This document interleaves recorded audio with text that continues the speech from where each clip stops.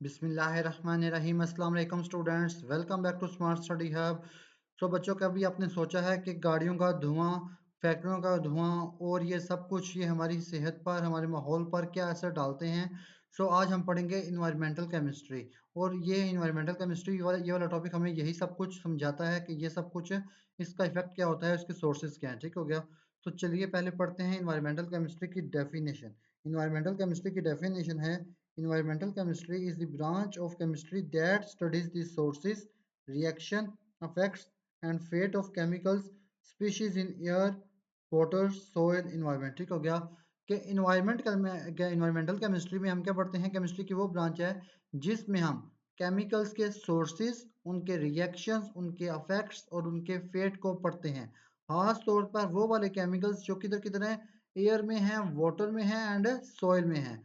Soil, air और water में जो केमिकल्स हैं हम उनको ज़्यादा स्टडी करते हैं और उनके सोर्सेज, उनके रिएक्शन, उनके फैक्ट्स और उनके फेट को स्टडी करते हैं।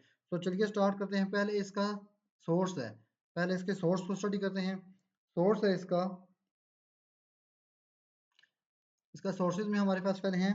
सोर्सेज में आएंगे पहले, वेयर केमिकल्स कम फ्रॉम, के केमिकल्स कहाँ से आते हैं। पहले इसके नेचुरल रिसोर्सेज हैं, नेचुरल सोर्सेज हैं इसके: वोल्केनोज, फॉरेस्ट फायर्स, सी स्प्रे। ठीक हो गया? वोल्केनोज बोलते हैं आतिशफशां को, फॉरेस्ट फायर जंगल की आग, सी स्प्रे जो वो समंदर की बूंदें होती हैं वो फिजा में वो बुखारात बन के जब फिजा में जाती हैं, हवा में जाती हैं, तो उसके साथ मिलकर केमिकल्स बना देती हैं। उसी तरह दूसरी जो नंबर पर इसके सोर्सेज हैं, ह्यूमन एक्टिविटीज़, जो हम इंसान एक्टिविटीज़ करते हैं उससे भी केमिकल्स बनते हैं। फॉर एग्जांपल इंडस्ट्रीज़ का जो धुआं होता है, कचरा होता है, उसमें भी क्या होते हैं? केमिकल्स होते हैं। व्हीकल्स, गाड़ियों के धुएं में भी केमिकल्स होते हैं। एग्रीकल्चर स्प्रे वगैरह में भी धुएं होते हैं। और हाउस होल्ड प्रोडक्ट्स, हम जो भी घर में चीज़ें यूज़ करते हैं, ठीक हो गया, जैसे कि डिस्पोजेबल या कचरा वगैरह, इसमें से इन सब में क्या होते हैं? केमिकल्स ही होते हैं। ये केमिकल्स के सोर्सेज पता चल गया आप लोगों को।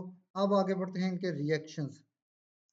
रिएक्शंस में हमारे पास आते हैं chemical reactions that occur in the environment. ये केमिकल रिएक्शंस कैसे कैसे होते हैं, कौन कौन से होते हैं रिएक्शंस? एयर में, इन द एयर में होता है ऑक्सीडेशन और फोटोकेमिकल रिएक्शन। हवा में होते हैं फोटोकेमिकल और ऑक्सीडेशन रिएक्शन। और वाटर में कौन से होते हैं? एसिड बेस रिएक्शन और रिडॉक्स रिएक्शन। सही हो गया? और इन सॉइल में कौन कौन से होते हैं? डिकम्पोजिशन होती है और कम्प्लेक्सेशन होती है। ये रिएक्शंस होते हैं एयर, वाटर और सॉइल में। ओके, अब आगे इस पढ़ते हैं, इसके पढ़ते हैं इफेक्ट्स। इफेक्ट्स में आते हैं इसके पहले, how chemicals affect living things and the environment. के ये जो केमिकल्स हैं वो लिविंग थिंग्स और इन्वायरमेंट को कैसे नुकसान पहुंचा रहे हैं। केमिकल्स लिविंग थिंग्स, इंसानों को, जानदार चीज़ों को कैसे नुकसान पहुंचा रहे हैं और हमारे माहौल को कैसे नुकसान पहुंचा रहे हैं। पहला इसका है ह्यूमन हेल्थ। ह्यूमन हेल्थ में रिस्पायरेटरी प्रॉब्लम्स होती हैं, सांस की बीमारियां होती हैं। दूसरा, कैंसर हो सकता है इससे, केमिकल्स की वजह से। फिर हमारे पास है ecosystem, harm to plants, animals and aquatic life.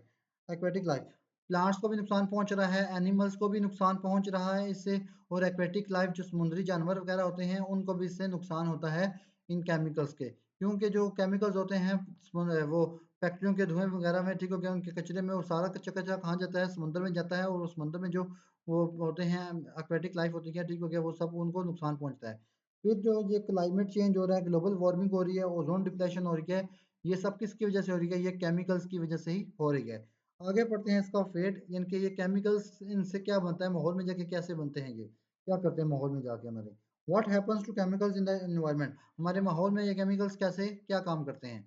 पहले तो ये करते हैं ट्रांसपोर्ट होती है। ये air to water, water to soil, ये सफर करते रहते हैं, एक जगह से दूसरी जगह मूव करते रहते हैं। ये केमिकल्स किसी एक जगह पर नहीं रहते, ये मूव करते रहते हैं, मूवेबल होते हैं।